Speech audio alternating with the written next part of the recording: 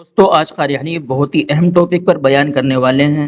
بہت ہی اہم ٹاپک ہے، بہت ہی عمدہ بیان ہے، آئیے مل کر اس بیان کو توجہ سے سنتے ہیں۔ فرمایا لہم قلوب لا یفقہون بہا، اللہ پاک جل شانہ فرماتے ہیں جس کا دل قرآن کریم سمجھنے کا عادی نہیں، لہم قلوب لا یفقہون بہا، جس کا دل قرآن سمجھنے کے لیے تیار نہیں، وَلَهُمْ أَعْيُنٌ لَا يُبْصِرُونَ بِهَا، جس کا کان اللہ کا قرآن سننے کے لیے تیار نہیں، أَمْ لَهُمْ آذَانٌ لَا يَسْمَعُونَ بِهَا، أَمْ لَهُمْ آذَانٌ يَسْمَعُونَ بِهَا، جس کا کان خدا کا قرآن سننے کو تیار نہیں۔ خدائی فیصلہ سنو، اللہ کے قرآن کا فیصلہ سنو، اللہ کے کلام کا فیصلہ سنو، جس کا کان میرا کلام سننے کے لیے تیار نہیں، جس کو میرا قرآن سن کے مزہ نہیں آتا، جس کو میرا کلام سن کے حلاوت نہیں آتی، جس کو میرا کلام سن کے لذت نہیں آتی، جس کی روح تازی نہیں ہوتی، جس کو لطف نہیں آتا، جس کو کیف نہیں آتا، جس کو سرور نہیں آتا، جو میرا قرآن سننے کو تیار نہیں، جو میرا قرآن آنکھوں سے دیکھنے کو تیار نہیں، جو میرا قرآن سننے سمجھنے کے لیے تیار نہیں، آؤ پھر خدائی فیصلہ سنو۔ فرمایا اولئک کالانعام، میری تیری غلطی ہے کہ ہم اپنے آپ کو بندہ سمجھتے ہیں۔ بندہ بننا بڑا مشکل ہے۔ صوبے سندھ سکھر کے علاقے میں حضرت مولانا تاج محمد صاحب امروٹی رحمت اللہ علیہ بہت بڑے بزرگ اور عالم گزرے ہیں۔ ان کے زمانے کا واقعہ ہے کہ ایک مسجد کا خادم تھا، مسجد کا جھاڑو دینے والا، صفیں بچھانے والا۔ اس زمانے میں بجلی کہاں تھی، مسجد میں پانی بھرنے والا، مسجد کی صفائی کرنے والا، مسجد کا خادم، جس کی آج ہمارے یہاں کوئی حقیقت نہیں، کوئی مقام نہیں۔ حالانکہ حدیث پاک میں آتا ہے کہ جس کو اللہ پاک اپنے دربار کا خادم بنا لے اسے اور کیا چاہیے۔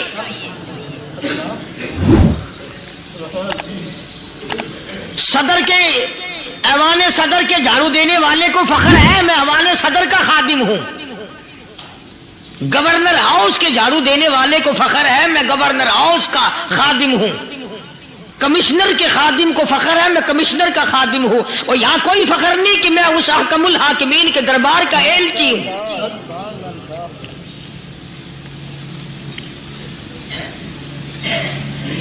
ایسا آدمی جب اللہ کے دربار میں پیش ہوگا اور اللہ پاک پوچھے گا کہ تو دنیا میں کیا کیا کرتا تھا، جواب دے گا الہی اپنے دربار سے پوچھ۔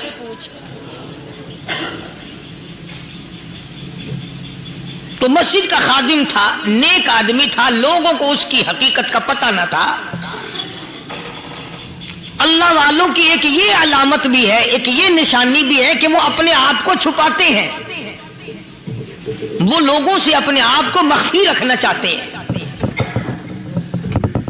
چنانچہ مسجد میں ایک خادم تھا، سکھر کے علاقے میں ایک مسافر آیا تو خادم نے اس کو روٹی بھی کھلائی، پانی بھی پلایا، خدمت بھی کی، اور عشاء کی نماز کے بعد اس مسافر کو کہنے لگا کہ میں تجھے مسجد میں نہیں رہنے دوں گا۔ اب وہ مسافر بڑا حیران کہ یار نیک آدمی معلوم ہوتا ہے، مجھے کھانا کھلایا، میری خدمت کی، اب یہ مجھے مسجد سے کیوں نکالتا ہے؟ اس نے کہا صاحب مسجد میں کسی کو سونے کی اجازت نہیں، میں مسجد میں نہیں رہنے دیتا کسی کو بھی۔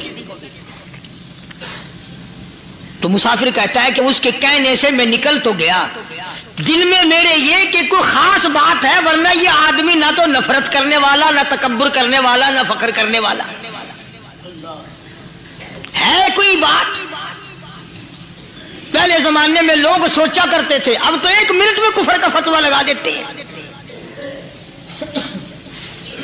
اب اگر آج کوئی اس نیت سے کہہ دے مسافر کو کہ بھئی یہاں چوری ہو جاتی ہے، لاؤڈ اسپیکر چوری ہو جاتے ہیں، گھنٹے چوری ہو جاتے ہیں، لہذا مسجد میں نہ سو، اور کوئی مسجد ہے تو پھر تھانہ ہویا کہ مسافر اس وقت تو نکل گیا اور دور جا کر کے عشاء کی نماز کے بعد پھر واپس آ گیا، تو مسجد کے خادم نے سارے دروازے بند کر لیے اور دروازہ سارے بند کر کے رات کو اللہ اللہ کرنے بیٹھ گیا۔ مسافر کہتا ہے جب وہ کہتا تھا اللہ ہو کہتا اتنی روشنی مسجد میں ہوتی تھی کہ مجھے کڑی اور شیطیر نظر آتے تھے۔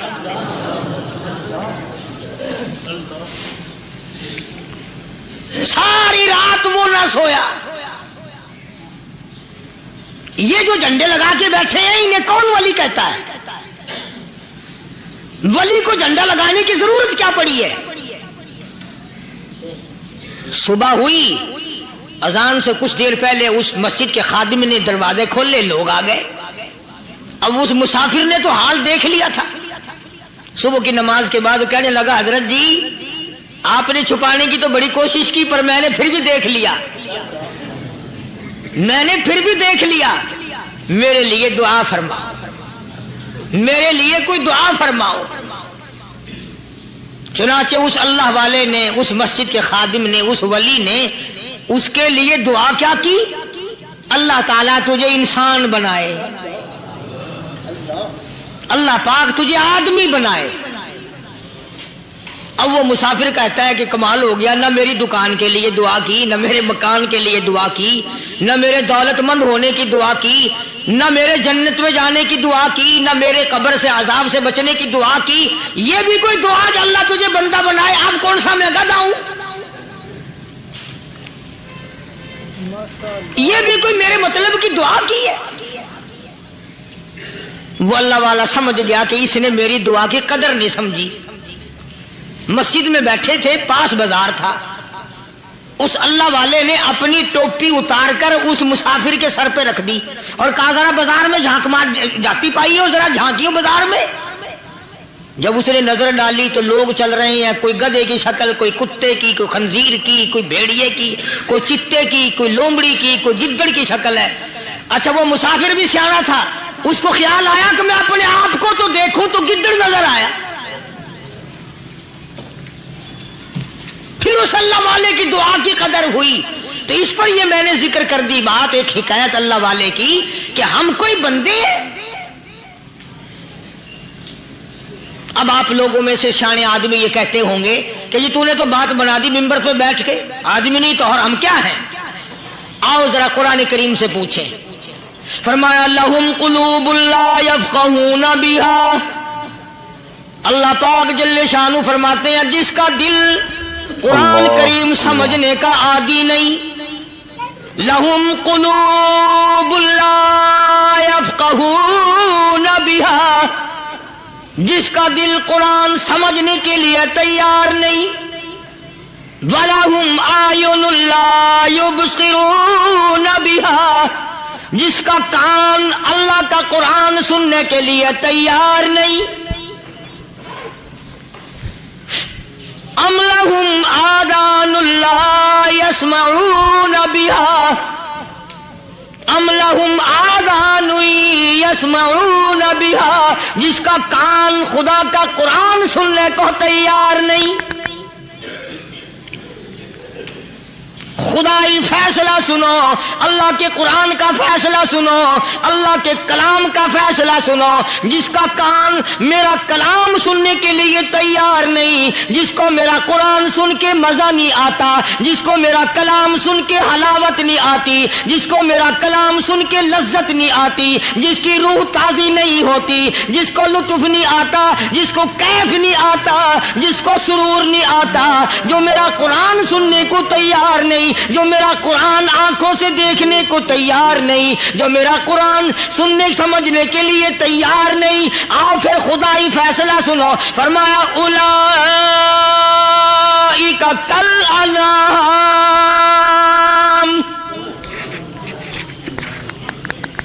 میرا فیصلہ نہیں، کسی پارٹی کا فیصلہ نہیں، کسی فرقے کا نہیں، کسی طبقے کا نہیں، کسی جماعت کا نہیں. فرمایا اولئک الانعام. پیدا کرنے والا مالک و خالق کہتا ہے مجھے اپنی کبریائی کی قسم یہ سارے جانور ہیں.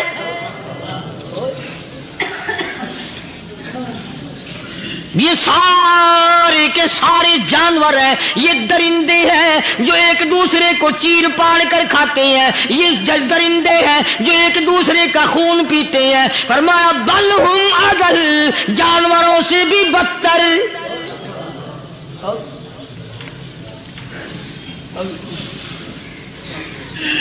جس کے دل میں قرآن سن کر ترس نہیں، جس دل میں رحم نہیں، اپنے سے کمزور دیکھ کر جس کے دل میں شفقت نہیں، مہربانی کا مادہ نہیں، فرمایا وہ کوئی بندہ ہے، وہ تو جانور ہے. اور خدا غضب میں آ گیا، فرمایا بل ہم اضل، اس سے بھی بدتر. اللہ والے جو ہیں وہ ان خصلتوں کو دور کراتے ہیں اور وہ آدمی کے مزاج اور دل میں سے ایسی چیزیں نکالتے ہیں جو اس کی بربادی کا ذریعہ بنتا ہے.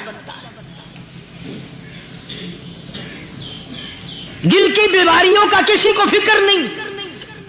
بخار ہو جائے آپ چڑھ جائے آپ کو پتہ چل جاتا ہے، نزلہ ہو جائے آپ کو پتہ چل جاتا ہے، کھانسی ہو جائے پتہ چل جاتا ہے. دل کی بیماریوں کا کیا پتہ چلے؟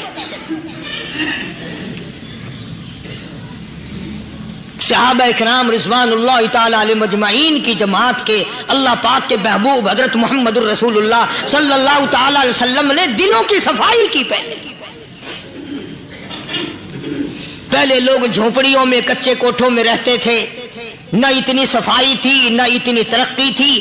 آج برتنوں کی صفائی دیکھو، کپڑوں کی صفائی دیکھو، مکان کی صفائی دیکھو، رات دن بس اسی دھندے میں لگے ہوئے. سارا دن برتن دھونے سے فرصت نہیں، سارا دن کپڑوں کے بناؤ اور سنوار میں فرصت نہیں. تو اللہ والے ایسے موقع پر بڑی عجیب بات کہتے ہیں. وہی مجذوب ہے، مجذوب علی رحمت کہتے ہیں بظاہر تو ہر شے میں بے حد صفائی، بظاہر تو ہر شے میں بے حد صفائی، مگر دل میں ہے گندگی انتہائی.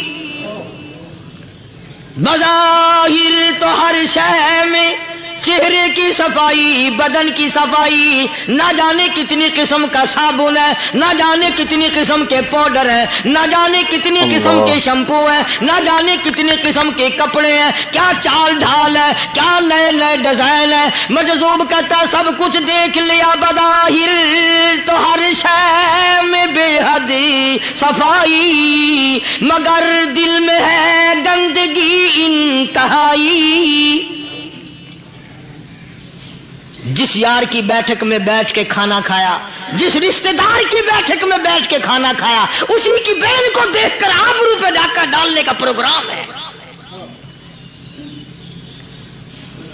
جس دوست کے گھر میں بیٹھ کے کھانا کھایا، اسی دوست کی بیوی کی عزت لوٹنے کا پروگرام ہے. پرانے زمانے میں اب بھی دلی جیسے شہر میں اگر دعوت کی جاتی ہے تو وہاں ایک تشتری میں نمک آتا ہے سب سے پہلے. عرب میں بھی دستور تھا پرانے زمانے میں، اگر کوئی دعوت کرتا، کوئی تقریب کرتا، سب سے پہلے نمک آتا تھا. ایک ایک انگلی ہر شخص نمک چاٹتا تھا. کیا مطلب؟ جس نے نمک چاٹ لیا اب وہ نمک حرامی نہیں بنے گا. اس گھر میں چوری کرنا، اس گھر کی آبرو کا غلط تصور لانا، اس گھر کے مال میں خیانت کرنا وہ حرام سمجھتا تھا جس گھر کا میں نے نمک چکھ لیا. اور مسلمانوں کی بات نہیں، ہندوؤں کی بھی یہ باتیں تھی. مولانا محمد علی صاحب جلندری سب قید رحمت اللہ علیہ فرمایا کرتے تھے کہ ایک سکھ تھا بہت بڑا ڈاکو، مسلمان اور ہندو مل کر اس کو ساتھ ملا کر کے لے گئے کہ یہاں اس گاؤں میں اس پنڈ میں ڈاکہ ڈالیں. سفر کر کے گئے، تکلیف اٹھا کے گئے. اس سکھ ڈاکو نے پوچھ لیا کہ یہ کون سا گاؤں ہے کہ یہ فلانا ہے. اچھا سارے کے سارے یہ تلاش کرو، یہ سوچ بچار کرو اپنے پنڈ کی, اپنے علاقے کی, کسی مسلمان کی, کسی ہندو کی, کسی سکھ کی, کسی چوڑے چمار کی اس گاؤں میں لڑکی تو نہیں. ہمارے یہاں سے کوئی لڑکی تو شادی ہو کے یہاں نہیں آئی ہوئی. ان ساروں میں سے کہنے لگا کہ ہمارے بھنگی کی لڑکی جمعدار کی یہاں آئی ہوئی ہے. کہنے لگا واپس چلو, بیٹی بیٹی ہے, چاہے بھنگی کی ہو یا نواب کی ہو. ارے کل بیٹی کا ڈولا دیا تھا, آج دھکا ڈال لیں گے, شرم نہیں آئے گی؟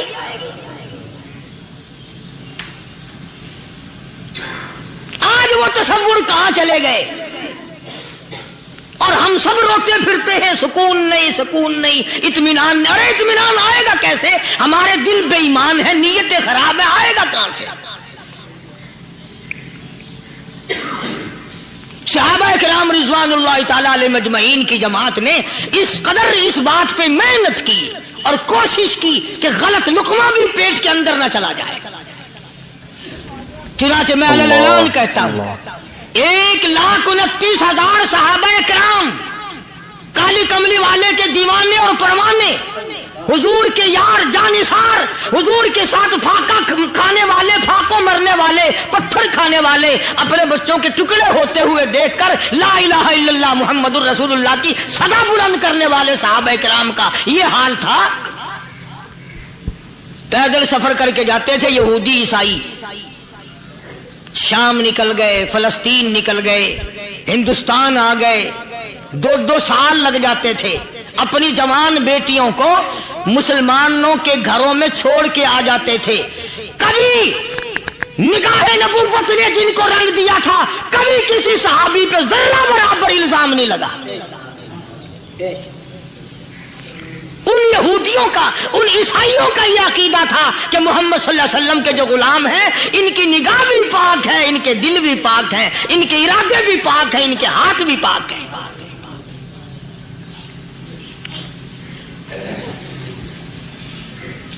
مصر کے گورنر نے, مصر کے جنرل کرنل نے خط لکھا سیدنا فاروق اعظم رضی اللہ تعالی عنہ کی خدمت میں.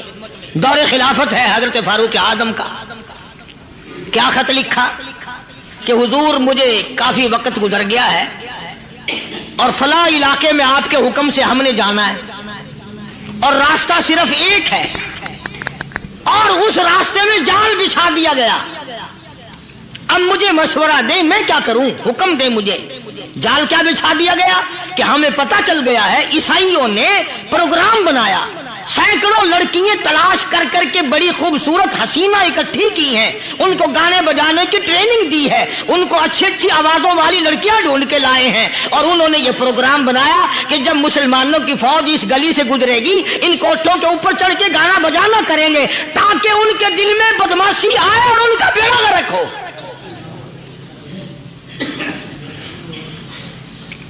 کبھی کافر کا یہ عقیدہ تھا کہ مسلمان کا دل بگڑا تو یہ گیا, اس کی نیت میں خرابی آئی اور یہ تباہ ہوا. جناب فاروق اعظم رضی اللہ تعالیٰ عنہ نے اسے یہ خط نے لکھا کہ تو قرآن پڑھا کر, تو نفل پڑھا کر.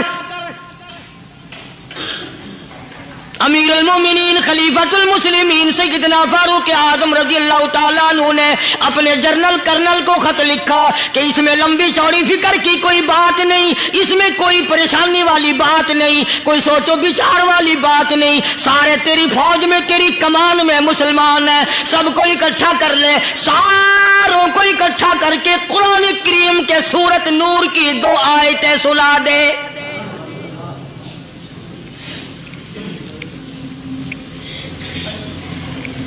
یہ بھی نہیں فرمایا کہ سزا سناؤ, اتنے کوڑے لگیں گے, جو خلاف کرے گا یوں قید ہوگی, یہ کورٹ مارشل کر دیا جائے گا, کچھ نہیں. جناب فاروق اعظم رضی اللہ تعالیٰ عنہ کی رائے دیکھو, ان کے خیال میں قرآن کریم میں اتنی بڑی طاقت ہے, اتنی بڑی عظمت ہے, اتنی بڑی کرامت ہے, کلام الہی میں اتنا بڑا شرف ہے. اعلان کر دیا, فرمایا اپنے کرنل کو ساری فوج کو, لشکر کو اکٹھا کر کے قرآن کریم کی فلاں فلاں آیت سنا دے.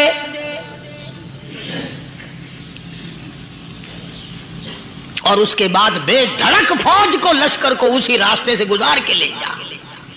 بے دھڑک لے جا. ہائے کبھی قرآن کی 2 آیتوں سے کام بن جاتا تھا، اب سارے قرآن سے میرا تیرا کام نہیں بنتا. قصور قرآن کا نہیں ہے، یہ میرا تیرا ہے. یہ تو اتنی وفادار کلام ہے، اتنی پاک کلام ہے، خدا کی قسم. ہزاروں رجسٹروں کے گتے، ہزاروں چائے کے ڈبے، ہزاروں مٹھائی کے ڈبے، لاکھوں کروڑوں دوائیوں کے ڈبے گندے نالوں پہ، کوڑیوں پہ، روڑیوں پہ پڑے ہیں، اور جس گتے نے قرآن کے ساتھ یاری لگا لی، خدا کی قسم کوئی آدمی بغیر وضو اس گتے کو بھی ہاتھ نہیں لگا سکتا. اللہ. ہزاروں نہیں لاکھوں کپڑے مارکیٹ میں پڑے، پر جس کپڑے نے قرآن سے یاری لگا لی، جو کپڑا جسدان بن کر قرآن پہ چڑھ گیا، لوگ اس کو بھی چومتے ہیں، اور چومنا چاہیے. یارو کپڑے نے قرآن سے یاری لگائی تو کپڑا عظمت والا بن گیا، گتے نے یاری لگا لی تو گتا بن گیا. ہزاروں قسم کے کاغذات روزانہ ذلیل ہوتے پھرتے ہیں، جس کاغذ پہ قرآن لکھا گیا وہ عظمت پا گیا، جس سیاہی سے قرآن لکھا گیا وہ سیاہی عظمت والی بن گئی. ارے اگر مسلمان قرآن کو اپنے اندر پیدا کر لے، اس کی عظمت کو بسا لے، اس کو اپنا لاہ عمل بنا لے، اس کو اپنے سر پہ رکھ لے، تو کیا یہ بندہ قرآن کے ساتھ وفاداری کرے تو قرآن کیا خیال ہے قرآن بے وفائی کر دے گا؟ یقین نہیں، یقین اصل بات اعتقاد کی ہے. یقین کا تو یہ عالم بنا ہوا ہے کہ اگر کوئی چوری کا معاملہ ہو جائے اور کسی پر شبہ ہو، اگر اسے کہو کہ قرآن اٹھا دے تو دیر نہیں لگائے گا، اور اگر کہے کہ فلانی خانگاہ کا کنڈا مار دیا کہ یہ کام میں نہیں کرتا. خانگاہ کے کنڈے پہ ایمان ہے، قرآن پہ ایمان نہیں. اس پر یقین ہے کہ پیر اندھا کر دے گا، اور یہاں یقین نہیں کہ جس خدا نے پیدا کیا اگر میں نے جھوٹا قرآن اٹھایا تو وہ برباد کر دے گا.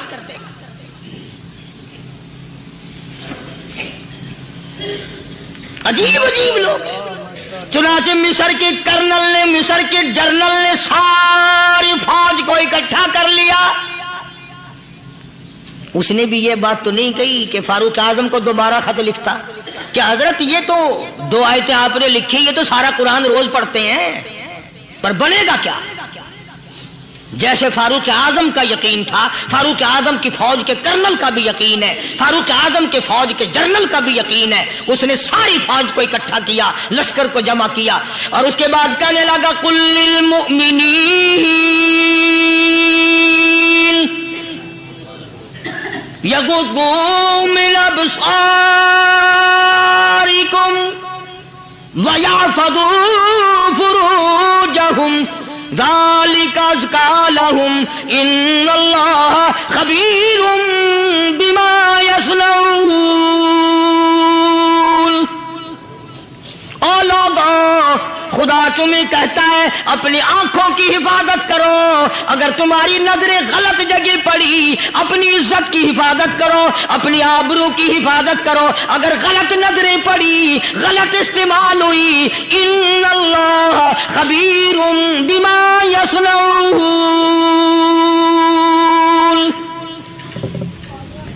اللہ پاک تمہاری ساتھ ساتھ ہے، وہ ہر چیز کو دیکھتا جائے گا، وہ ہر چیز تمہاری دیکھے گا. چنانچہ تاریخ شاہد ہے، ابن حشام نے لکھا ہے، ابن خلدون نے لکھا ہے، اور کئی مورخین نے لکھا ہے کہ جب مسلمان جنرل نے، مسلمان کرنل نے اپنی فوج کو قرآن کی 2 آیتیں سنائی اور اس کے بعد حکم دیا چلو، تمام کا تمام لشکر چل رہا ہے. ادھر ڈھول بجا، دھماکے بجے، گانا شروع ہوا، گانا بجانا شروع ہوا، ساری فوج نکل گئی، سارا لشکر چلا گیا. لڑکیوں نے دیکھا کہ یہ تو ختم ہو گئے، نیچے آواز دے کے کہنے لگی اور جانے والوں یہ ساری فوج کئی اندھوں کی فوج تو نہیں.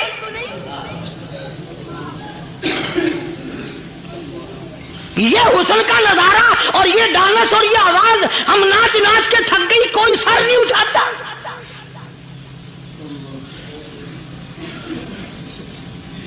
اور آج دیکھ لیں آپ،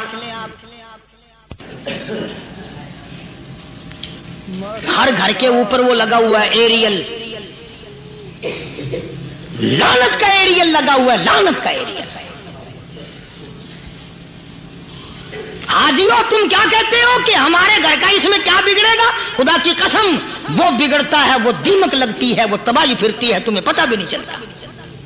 तुमने क्या सोच रखा है? मुसलमान कर्नल के हुक्म पे सारी फौज निकल गई। नाचने वाली गाने वाली लड़कियां ईसाइयों की हैरान है। क्या हुआ? लाखों की तादाद में फौज गुजर गई, कोई निगाह उठा के नहीं देखता। एक मुसलमान सिपाही गुजरता गुजरता नीची नजरें किए किए कहने लगा, सर कैसे उठाए, निगाह कैसे कोई उठाएगा? ये सारे के सारे अल्लाह का कुरान सुनकर आए हैं।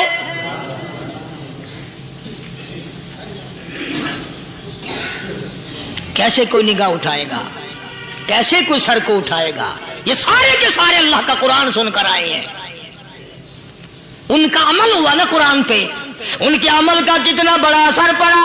मुर्रिखीन ने लिखा, इब्ने हिशाम लिखता है, ईसाई लड़कियों ने छलांगे लगा दी, कोठे से नीचे आ गई, कहने लगी, ओ मुसलमानों, वो कुरान हमें भी सुना के जाओ जिसमें इतनी स्पिरिट है, इतनी ताकत है, जो हुस्न के नजारे से रोक दे, जो गाने बजाने से रोक दे। ये तो आदमी के दिल का सुकून है। न गाना सुनते हो, न हुस्न का नजारा करते हो। जाते वाले यूं ना जाओ, हमें भी वो कुरान सुना के जाओ।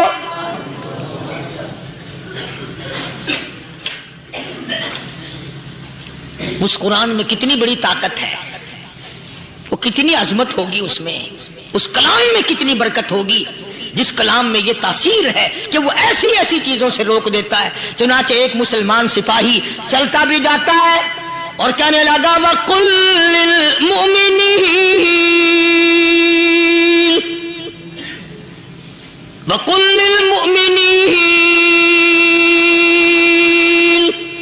कुरान की आयत पढ़ के सुनाई। सैकड़ों नहीं, बेशुमार लड़कियां एक मुसलमान की जुबान से अल्लाह का कुरान सुन के कहने लगी, और जाने वालों छोड़ के ना जाओ, हमें भी कलमा पढ़ाओ। जितनी भी वो नाचने गाने वाली थी, तमाम के तमाम कलमा पढ़कर मुसलमान बन गई।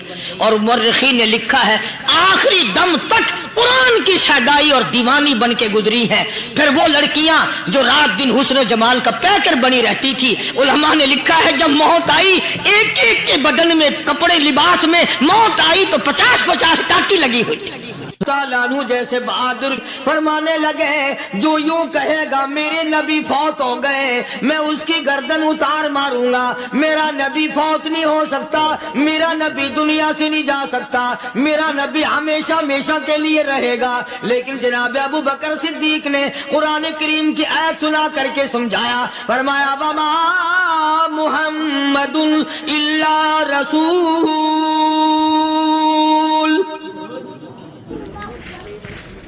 क़द ख़लत मिन क़ब्लिहि रुसूल।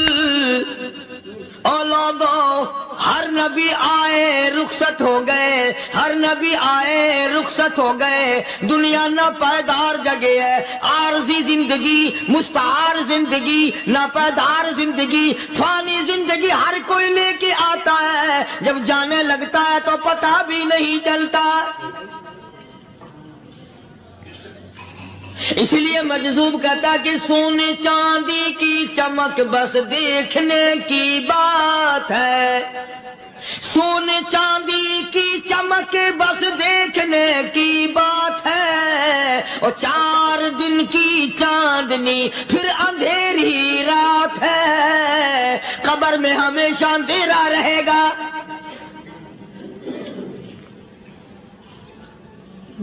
सहाबा इकराम ने वो सदमा देखा, वो परेशानी देखी, कायनात में किसी ने नहीं देखी।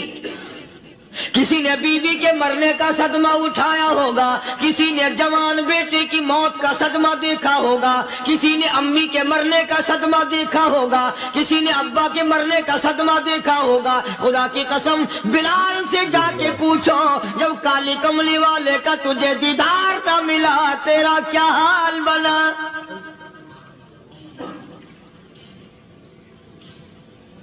सहाबा इकराम ने वो इश्क निभाया, कमाल कर दिया।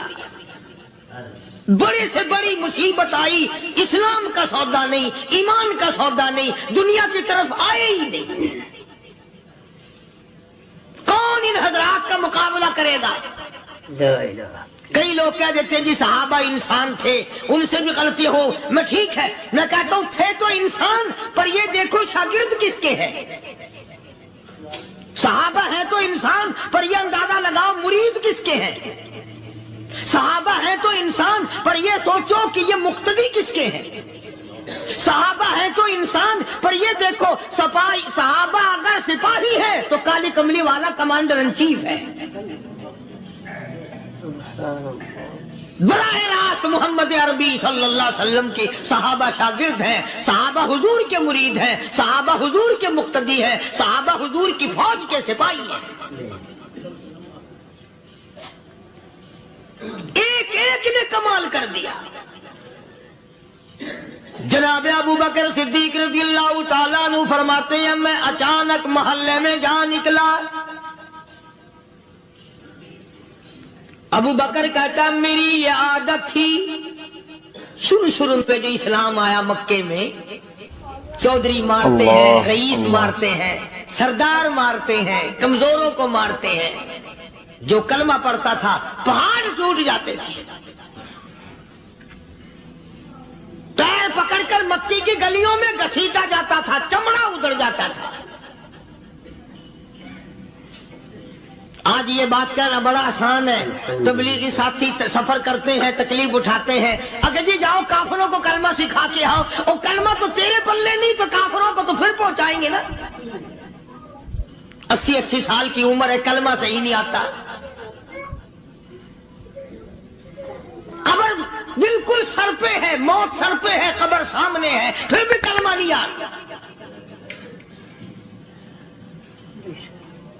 اور میں تو کئی مرتبہ کہا کرتا ہوں کہ یہ بھی فکر کیا کرو کہ اس نبی کی ذات پر تم درود پاک پڑھتے ہو صلی اللہ علیہ وسلم، جس کی ذات پہ خود خدا درود بھیجتا ہے، فرشتے بھیجتے ہیں۔ ہزاروں بار مجھ کو عنبر سے منہ دھو کر کے اگر درود پڑھو تو ڈرنا چاہیے بے ادبی نہ ہو جائے، تو غلط ہو درود پڑھتا ہے نبی کی ذات پہ۔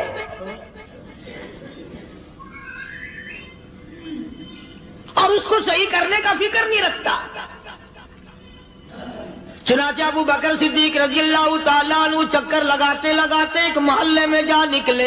وہاں جا کے دیکھا ایک نوجوان ہے، غریب صحابی، نادار صحابی، مفلس صحابی، کافر کا غلام ہے، کالی کملی والے صلی اللہ علیہ وسلم کا کلمہ پڑھتا ہے۔ کافروں نے پکڑ کر گرم گرم ریت پہ اوندا کر کے لٹایا ہوا ہے، اور کئی کافر اس صحابی کی کمر پہ چڑھ کر لتاڑ رہے ہیں، اس کی کمر پہ چڑھے ہوئے ہیں۔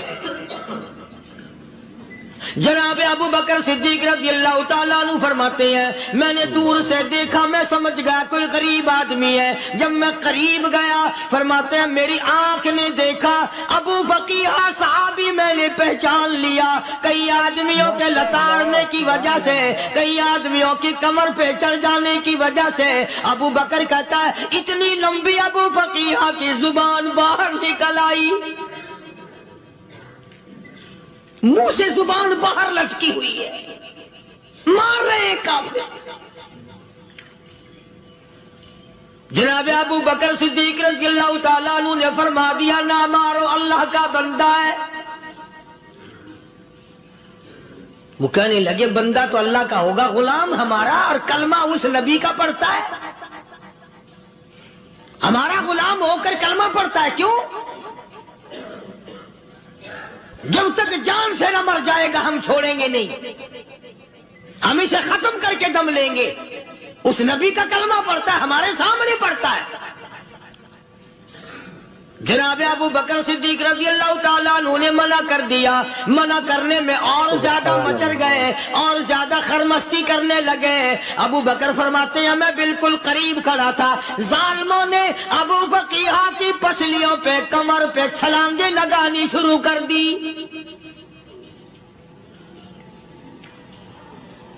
جناب صدیق اکبر رضی اللہ تعالیٰ عنہ فرماتے ہیں میں بالکل قریب کھڑا تھا جب انہوں نے چھلانگیں لگائیں صحابی بے نوا اور مفلس غریب صحابی کی کمر پہ، اچانک میرے کانوں میں کڑاک کڑاک کر کے پسلیاں ٹوٹنے کی آواز آنے لگی۔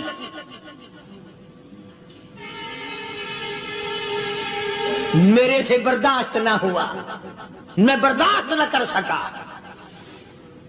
جناب ابو بکر رضی اللہ تعالیٰ عنہ فرماتے ہیں میں نے کہا ظالمو سودا کر لو میں خرید لوں گا۔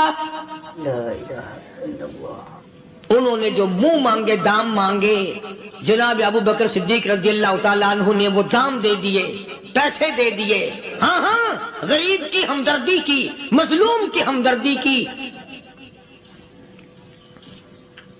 آج ہمارے پاس جو پیسہ ہے وہ کنجری پہ خرچ ہو سکتا ہے، بدماشی پہ خرچ ہو سکتا ہے، ٹیپ چلو اور فیشن پہ خرچ ہو سکتا ہے، اللہ کے دین پہ خرچ کرنے کی ہمیں توفیق نہیں ہوتی۔ سارے سال کی کمائی کا حساب لگائیں کہ ہم نے کتنا اپنے بیوی بچوں پہ خرچ کیا، کتنا اللہ اور اس کے رسول اور اللہ کے قرآن پہ خرچ کیا۔ 100-2% بھی نہیں بنتا۔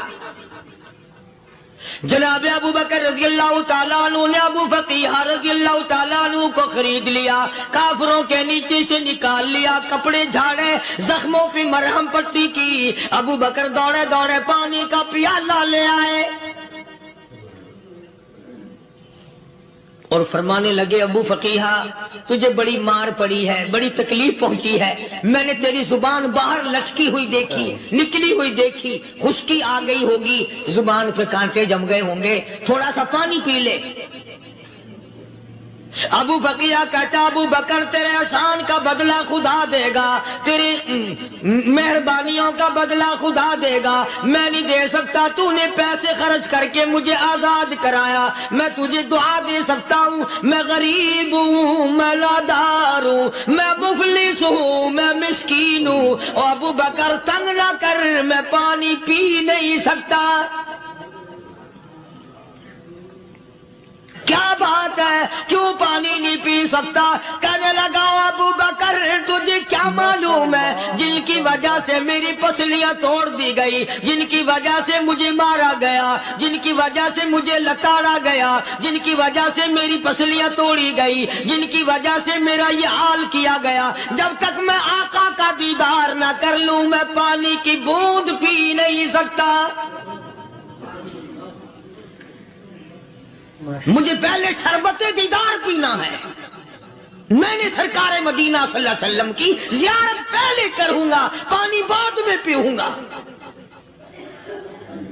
او ابو فقیہ تجھے تو بڑی سخت مار پڑی ہے، تجھے تو بڑی تکلیف پہنچائی گئی ہے، میں تجھے حضور کے دربار میں لے کے چلوں گا، تو پانی تو پی لے۔ کہتا کوئی مجنوں بتاتا ہے، کوئی کہتا ہے دیوانہ، کوئی مجنوں بتاتا ہے، کوئی کہتا ہے دیوانہ، یہ تو مرض عشق احمد کا ہوا بیمار میں بھی ہوں۔ اور ابو بکر تجھے کیا معلوم ہے مجھے عشق لگا ہوا ہے، مجھے سوز و گداز لگی ہوئی ہے، میں اپنے دل میں کسی کو بسائے بیٹھا ہوں، جب تک اس آقا کا دیدار نہ کر لوں مجھے چین نہیں آئے گا۔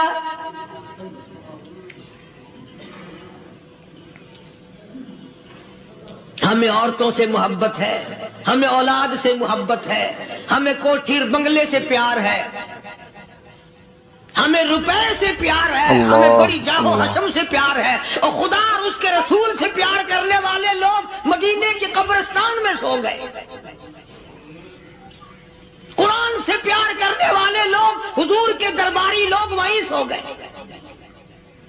اندازہ لگاؤ کوئی مار کھا کے اپنے ماں باپ کے پاس جائے گا، کوئی بھائی برادری میں جائے گا، کوئی تھانے میں رپورٹ لکھوانے جائے گا، کوئی اسپتال میں 60ویں ٹکٹ لینے جائے گا، کوئی ڈاکٹری کرانے جائے گا۔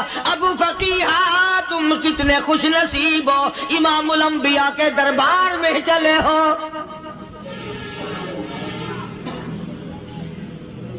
حضور اکرم سب کہہ دو صلی اللہ علیہ وسلم کے دربار میں ابو فقیہ کو لایا جا رہا ہے۔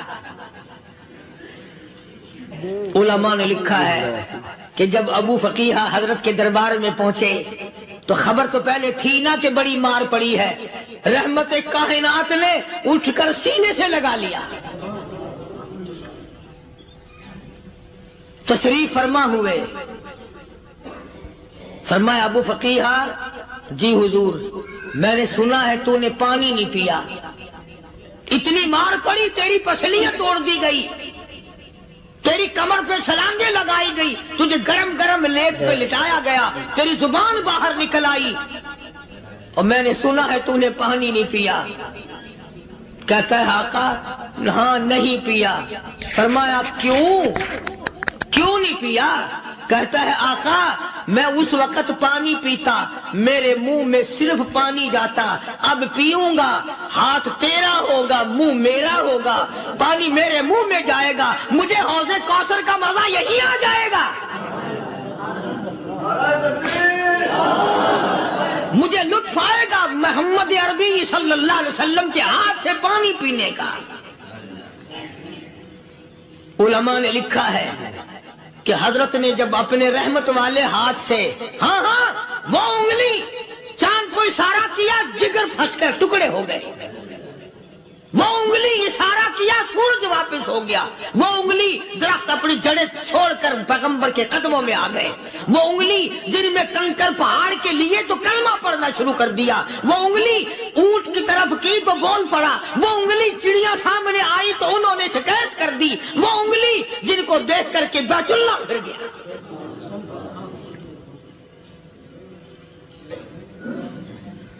مدنی کریم صلی اللہ علیہ وسلم نے یوں پانی کا پیالہ اٹھایا، ابو فقیہ نے پیالہ پکڑنے کے لیے یوں آگے کو ہاتھ کیا، فرمایا اب وہی بات ہوگی، ہاتھ میرا ہوگا منہ تیرا ہوگا، میں اپنے ہاتھ سے پلاؤں گا۔ ابو فقیہ کو پانی پلا دیا، اور پانی پلانے کے بعد پوچھا اب تیرا کیا حال ہے؟ اب حال کیا ہے؟ کہتا ہے آقا تیرے چہرے پہ فدا شمس و قمر، تیرے چہرے پہ فدا شمس و قمر، تیری زلفوں پہ تصدق شام و سحر، تیرے چہرے پہ فدا شمس و قمر، تیری زلفوں پہ تصدق شام و سحر، رخسار پہ ٹھہرے کس کی نظر، تیری بانکے ادا کا کیا کہنا، اور کالی کملی والے تیری زیارت ہوئی سارے دکھ بھول گیا، میرے سارے غم ٹل گئے، میرے سارے دکھ دور ہو گئے، میری ساری پریشانی دور ہو گئی، اور میں تو اب مزے میں ہوں۔ جناب ابو بکر صدیق رضی اللہ تعالیٰ عنہ نے مال خرچ کیا، صحابہ کرام کی جانیں بچائیں۔ قیامت کا دن ہوگا، ساری کائنات کی پیشی ہوگی، اللہ پاک پوچھے گا کہ دنیا میں کیا کرتا تھا؟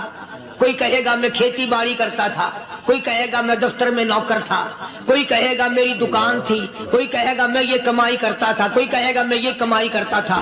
آئے گی باری ابو بکر کی، اللہ پاک پوچھے گا دنیا سے کیا لایا؟ ابو فقیہ، حضرت بلال، حضرت نادیہ، حضرت زنیرہ اور کتنے صحابہ کرام کی جماعت کو پکڑ کر اللہ کے عدالت میں کھڑا کر کے ابو بکر کہے گا الہی صدیق کی کمائی تیرے سامنے موجود ہے۔ مبارک ہے یہ لوگ کہ ان حضرات نے محض اللہ اور اس کے رسول کریم صلی اللہ علیہ وسلم کو راضی کرنے کے لیے اپنا سب کچھ قربان کر دیا، اور خود رسول کریم صلی اللہ علیہ وسلم نے ان کو ایسی تعلیم دی، ایسے اخلاق دیے کہ حد ہو گئی۔ دربار رسالت ہے، ایک کافر مسافر آتا ہے بھی کافر، ہے بھی مسافر، ہے بھی معمر، بوڑھا آدمی ہے۔ کبھی کبھی سوچتا ہوں کہ اس زمانے کے تو کافروں میں بھی کوئی خوبی ہوا کرتی تھی، منافقت تو نہیں تھی نا،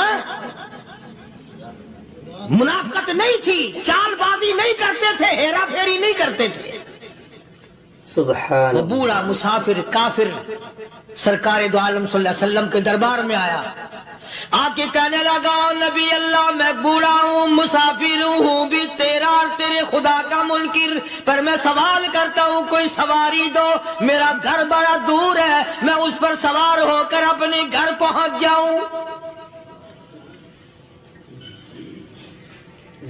حالانکہ مسلمانوں کے پاس سواریاں کہاں تھی، خود تنگی میں تھے، وطن چھوڑ کے آئے، قربانیاں دے کے آئے، پتے چباتے ہوئے آئے، پانی پورا رج کے پینے کے لیے پانی نہیں ملتا۔